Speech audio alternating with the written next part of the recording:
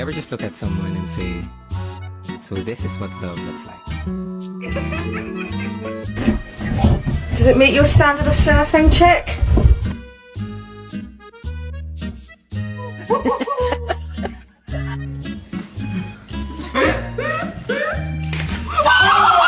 Peanut.